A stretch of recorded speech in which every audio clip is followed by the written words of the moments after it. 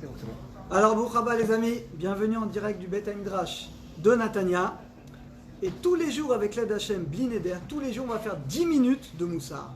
Quel Moussar? C'est un livre, le livre le plus extraordinaire dans le Moussar, Orchot Tzadikim, le chemin des justes. Pourquoi c'est un livre extraordinaire? Parce qu'il va détailler chaque mida, chaque trait de caractère de manière approfondie. Alors, dans l'introduction, il dit quelque chose de très beau. Il donne un machal, une parabole. Imaginez préparer un plat. Il y a un peu de viande, il y a du sel, il y a des épices. Il faut que les épices soient dosées. Mais si jamais tu as mis trop de sel, tu as mis trop de poivre, tu as mis trop d'ail, bah c'est pas bon. Et ben notre vie c'est pareil dans les midotes. Il faut le bon dosage. Mida c'est une mesure. Chaque mida, vous allez voir que même la colère, l'orgueil, il y a des cas où c'est nécessaire. Ça peut être orienté vers le bien, vers la Torah. Donc on va démarrer Bezat Hashem ce livre dans les mots tous les jours. Et on commence le premier chapitre qui va traiter de la mida la pire.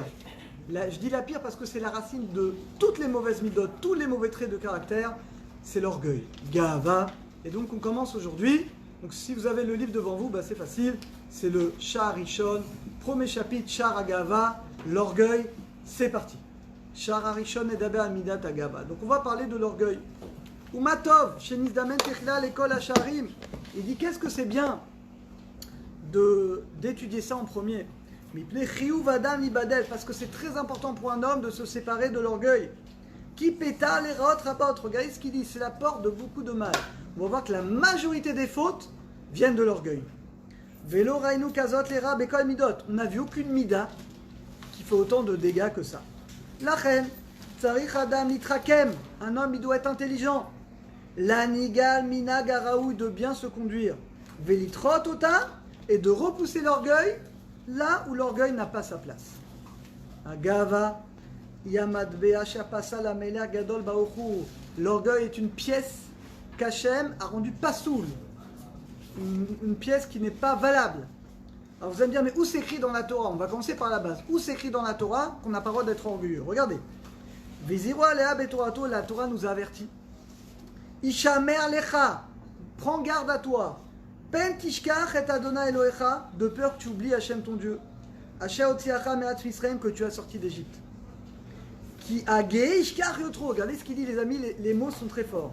Quand on est orgueilleux, et on va bien entendu, on va approfondir c'est quoi l'orgueil vraiment, on oublie Hachem. L'orgueilleux ne pense qu'à une seule chose. Vous savez à qui? À lui-même. Kedirtiv, ufkarecha betzonecha, quand on a beaucoup d'animaux, beaucoup d'argent. Irbeyun vekesev vezav irbalach, et tu auras beaucoup d'or et d'argent.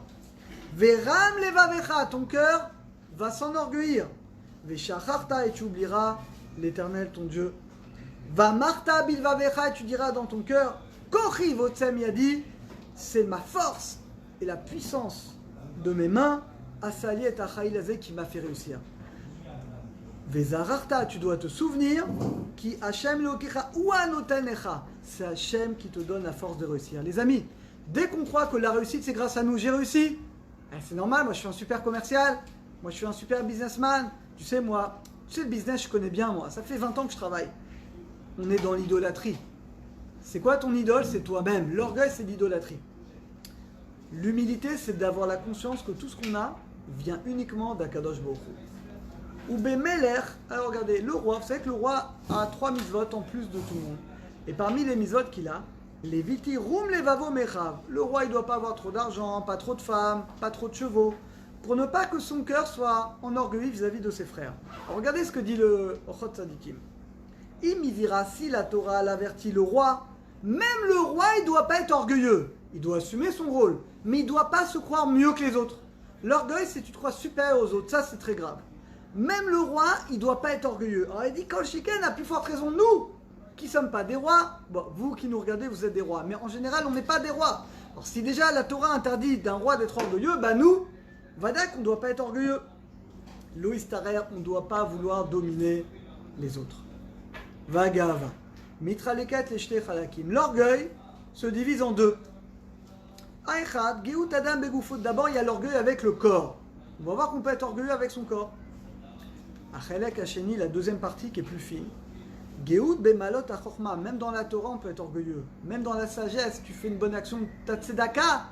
Peut-être que tu as donné que par orgueil pour que les gens disent que tu es un type super généreux. Donc on va d'abord voir le corps, l'orgueil dans le corps, et après on va voir l'orgueil dans la sagesse. Geout Adam Begoufo. Alors, l'orgueil dans le corps est divisé en deux. Il y a un qui est bien, et il y a un deuxième qui est mal. Zoti Geout Adam Begoufo Ara. Alors on va voir d'abord donc l'orgueil mauvais, le corps, Belev Adam, quand cet orgueil va dominer le cœur de l'homme. Astim Shol Aladam Mikat Katou Vakafraglo. Et la personne est orgueilleuse, des pieds à la tête. Où c'est écrit? Regardez dans le prophète Ishayahu, il reproche aux femmes Yan Gavu Benot Sion Telechan Ituyot Garon. Il reprochait aux femmes d'être orgueilleuses. Elles marchaient comme ça, les femmes, à l'époque du poil, comme ça. Elles voulaient se faire remarquer. Et voilà, avec un cou dressé, une taille dressée. Même en marchant, on peut être orgueilleux. Regardez à partir d'aujourd'hui, les amis, regardez la démarche des personnes devant vous. Et bien vous allez voir les gens orgueilleux qui se croient toujours mieux que les autres.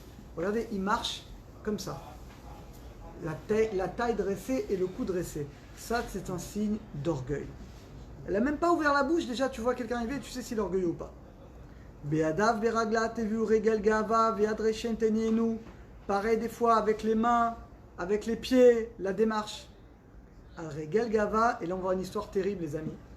Qui a été puni parce qu'une jeune fille a une démarche très orgueilleuse? La fille de Rabbi Hanina ben Teradion. Alors, Rabbi Hanina ben Teradion était un très grand maître. Il fait partie des 10 martyrs qui a été tué, brûlé par les Romains. Il avait une fille qui était une tzadékette. D'ailleurs, vous savez qui était la sœur de cette jeune fille que tout le monde connaît ici, Brouria, la femme de Rabbi Meir. Donc Rabbi Meir était le beau-frère de cette jeune fille. Et malheureusement, on va décréter contre cette jeune fille Nixar Alea les chefs Bekuba Shel Zunot. Les Romains vont décréter de l'enfermer dans une maison, vous savez, une maison qui est toujours ouverte, une maison close, une maison de prostituées. Pourquoi cette fille qui était une tzadékette, qui était la fille de Rabbi Hanina ben Teradion, pourquoi elle se retrouve dans une maison de prostituées? Et là, la Gemara va nous donner la raison. Pamachat, une fois, Alcha lifnek de Romi, elle a marché devant des généraux romains. C'est à l'époque où les Romains dominaient. Shama, et elle a entendu les Romains, ils ont vu la fille du Rav, ils ont dit waouh, qu'est-ce qu'elle est classe cette femme! Regarde sa démarche. Kamanaot psiotea shel ribazo. Qu'est-ce que la démarche de cette fille? Qu'est-ce qu'elle est classe, on dirait aujourd'hui. Et qu'est-ce qu'elle a fait?